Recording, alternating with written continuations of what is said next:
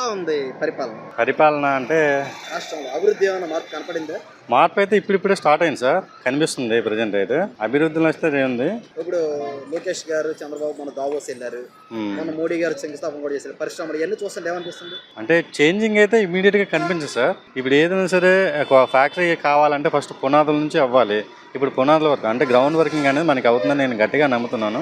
డెఫినెట్గా అయితే అది 100% సక్సెస్ అయ్యే ఛాన్స్ అయితే ఉంది. ఈ కూడా ప్రభుత్వం చేస్తుంది అభివృద్ధి అంటారు. చేస్తుంది సార్, 100% అయితే చేస్తుంది. అది ఈ గవర్నమెంట్ అయితే అలా కాదు, వేరే వాళ్ళని బయట నుంచి మనకి ఫండ్స్ తీసుకొచ్చి మనకి చేస్తుంది. ఆ డిఫరెన్స్ అయితే నాకైతే కనిపిస్తుంది. ఎందుకంటే మన ఫండ్స్ అనేది మనమే ఖర్చు పెట్టుకునేది కాకుండా బయట నుంచి ఏమైనా ఫండ్స్ వస్తే అభివృద్ధిలో కడితే నాకైతే అనిపిస్తుంది అండి. స్టీల్ ప్లాంట్ మన శంకుస్థాపన చేశారు, ఏమనిపిస్తుంది సార్? యాక్చువల్గా వైజాగ్లో మొత్తం ఏమైందో తెలియదు కానీ ఆ స్టీల్ ప్లాంట్ అంతా ప్రైవేటీకరణ అయిపోతుంది అని అన్నారు. 11,000 ప్యాకేజ్ ఇచ్చారు.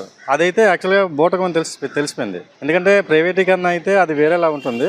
మాకు అభివృద్ధి కనిపిస్తుంది సార్. ఎందుకంటే కొత్తగా పోర్టులు రావడం అనేది నేను ఎప్పుడు చూడలేదు. ఎయిర్పోర్ట్స్ కూడా ప్రతి డిస్ట్రిక్ట్లో ఎప్పుడో వస్తాయని చెప్పి ఊహగానే తప్ప మేమైతే ఎగ్జాంపుల్ ఇప్పుడు భోగాపురం ఉంది, భోగాపురం అవుద్ది లేదు అనుకుంటున్నాం కానీ చాలా తొందరగా ఫాస్ట్గా అవుతుంది.